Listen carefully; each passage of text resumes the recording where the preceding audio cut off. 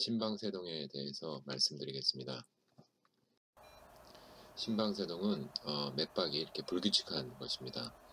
정상의 심전도와 맥박을 보시면 맥박이 이렇게 빠르지도 느리지도 않게 규칙적인 것을 알 수가 있습니다. 그러한 순간에 심전도를 찍으면 정상 맥박임을 더 정확하게 확인할 수가 있습니다. 심방세동의 맥박이 이렇게 불규칙합니다. 그리고 대부분은 맥박이 약하고 맥박이 다소 빠른 경향이 있습니다. 맥박이 불규칙하다는 것이 심방세동의 가장 중요한 특징입니다.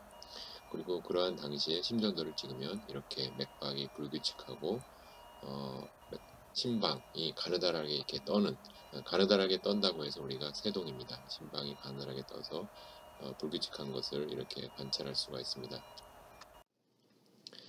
심방세동은 크게 두 가지로 나눠서 생각해 볼 수가 있습니다.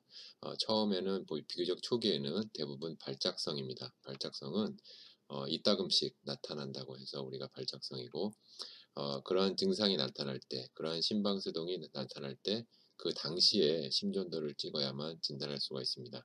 심전도 증상이 없을 때 심전도는 대부분 다 정상이기 때문에 증상이 있을 때 심전도를 찍는 것이 중요하고, 이것이 모든 다른 질환과 다른 부정맥, 특히 심방세동의 특징입니다.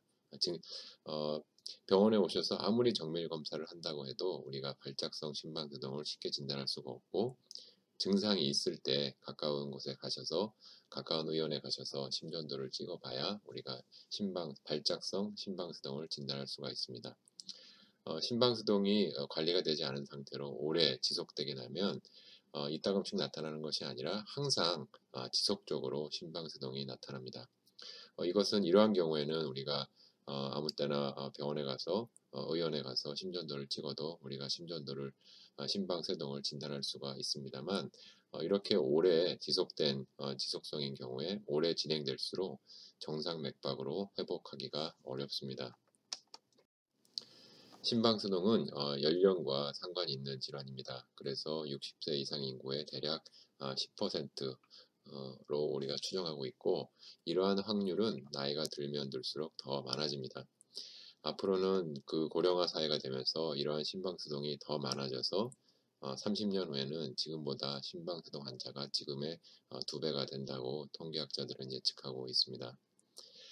심방세동의 진단에 있어서 가장 중요한 특징은 앞서서 말씀드렸듯이 그냥 정기검진으로 우리가 확인할 수는 없습니다. 특히 발작성 심방세동의 경우에 앞서 말씀드렸듯이 증상이 있는 그 당시에 심전도를 찍어야 되기 때문에 그냥 1년에 한두 번 하는 정기검진으로는 실제 심방세동의 15%밖에 우리가 찾아낼 수가 없습니다.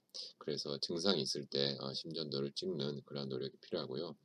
우리가 연령과 상관이 있는 질환이기 때문에 40살 이상이라고 한다면 남은 평생에 심방세동이 걸릴 확률이 25% 정도 된다라고 통계학자들은 추정을 하고 있습니다.